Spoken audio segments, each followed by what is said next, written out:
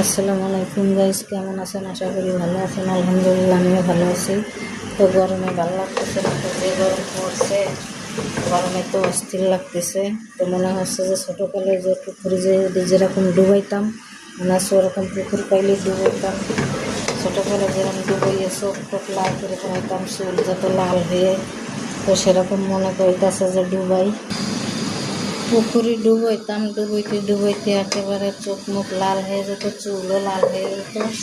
তো এখন গরমের সময় তো আসলে এরকমই, এখন তার সেই দিন নাই যে এরকম ডুববো। একটা কথা হচ্ছে কি যে বেইমানদের রূপ চিনেন? বেইমানরা কীরকম, তাদের রূপ কেমন, তাদের রূপ, তাদের চেহারা সুন্দর, তারা কথা কয় মিষ্টি মিষ্টি।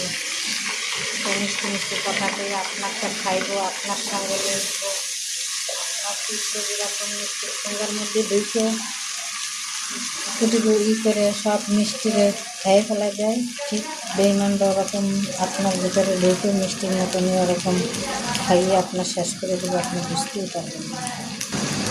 তো বেইমানদের রূপ এরকমই, অবরূপ চেনা অনেক কঠিন, অবরূপ সহজে চেনা যায় না। ওরা এত সুন্দর কথা বলে, এত সুন্দর ব্যবহার করে।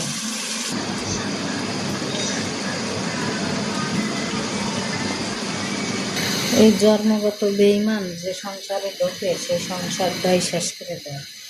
ওরা অভ্যাসের জন্মগত বেইমানি করার অভ্যাস হয়ে যাচ্ছেন।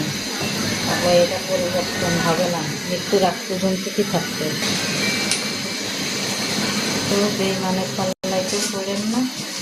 আর এইভাবে কারোর সংসারে যেন ধ্বংস না করে আল্লাহ সবাই হেফাজত করুক, সবাই ভালো থাকুক, সুস্থ থাকুক। এই ছিল আজকে আমার ভিডিওটি। আমার চ্যানেল আছে ইউটিউব, ফেসবুক, টিকটক। সবাই লাইক, শেয়ার, কমেন্ট করবেন। সবাই ভালো থাকবেন। আল্লাহ হাফেজ।